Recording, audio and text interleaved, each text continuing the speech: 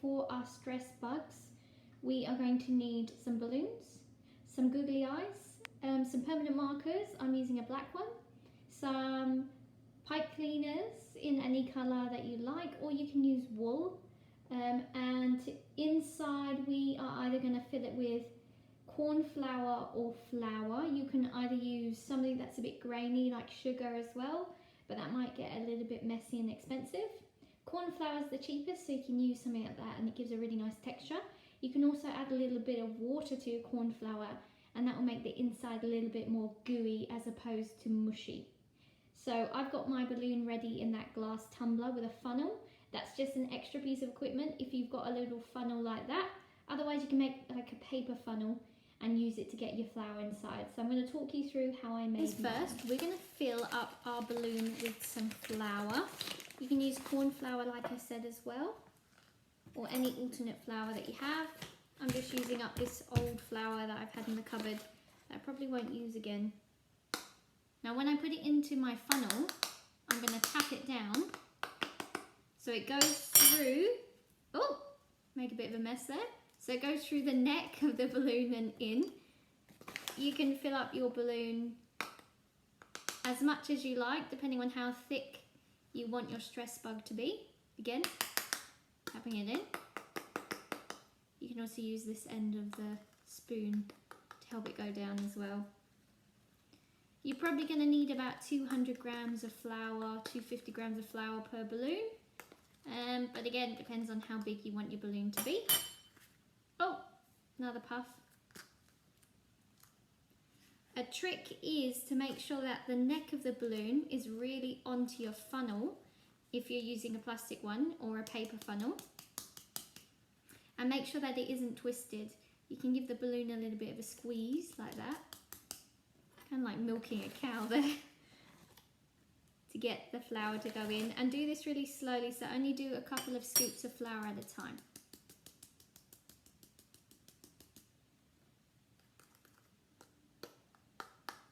There you go, it's starting to go in properly now. It's starting to fill up that balloon.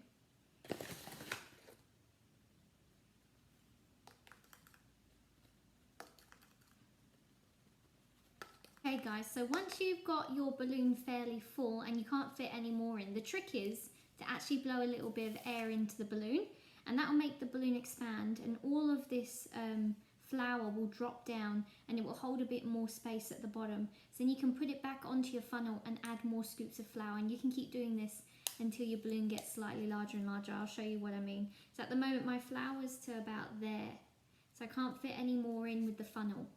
So what I'm going to do is blow some air in.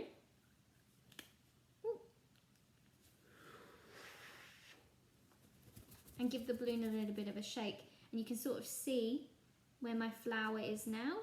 Of course the air's not going to stay in there, but when you let the air out slowly, the balloon will shrink back and save a little bit of space, and you'll be able to now add a little bit more flour in. Okay, so give that a go. Again, you'll have to do it really slowly.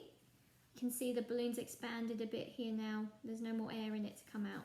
And so I can probably add another scoop of flour, and you can keep doing that until you get the balloon as big as you want it for your stress ball, okay?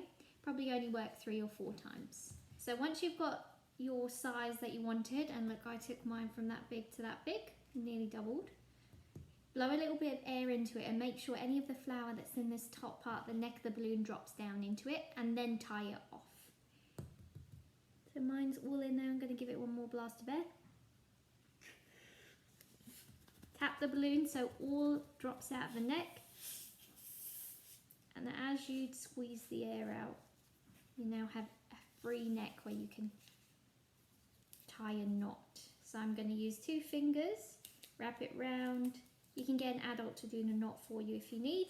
I'm actually going to do a double knot. So I've done one, can do another one just in case to stop the flour coming on out.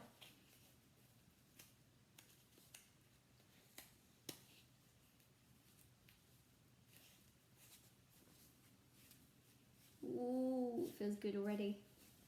So flour has a slightly different texture to corn flour. Corn flour is a little bit more softer and finer. So I think corn flour is a great one if you've got it, but flour is a good alternative. So there you go. So there's my beautiful red balloon, fully inflated with flour, I mean, not fully inflated, but yeah. What so let's decorate first of all is I've decided I'm going to use this bit where I've tied off the balloon to be where I tie my legs on. So I'm going to make sure that that bit's facing down. So I'm place it down and giving it a squash down. Now I've got the shape that I kind of want in my mind, and I want to create a head. So keeping the knot facing down, I'm going to squeeze it between my hands and take a little one of these baby hair elastics. You could use string if you've got one, if you've got string, or just a normal hairband.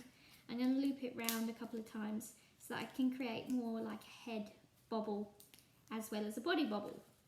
Ooh, this is really tight.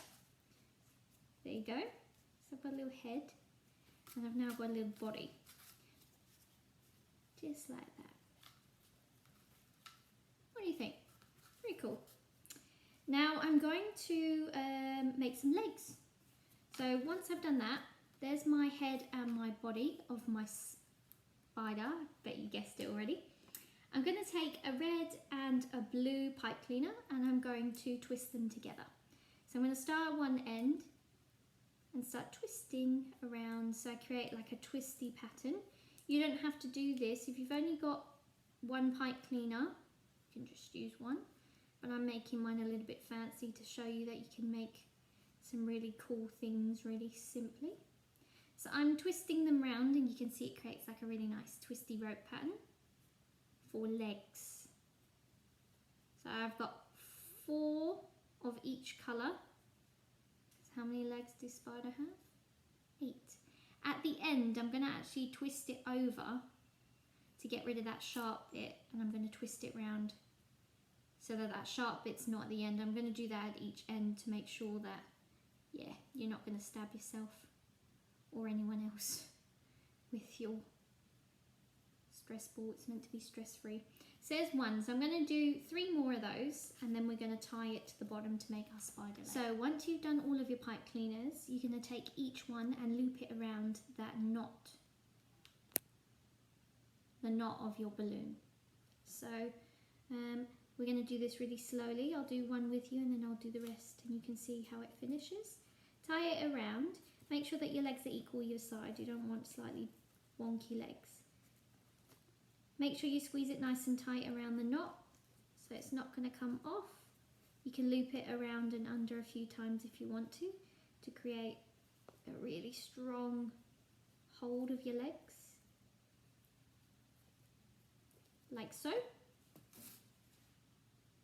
And you're going to do that for each leg. Once you've got your legs on, you can bend them around and give them a little bit of an elbow bend so they kind of look all creepy.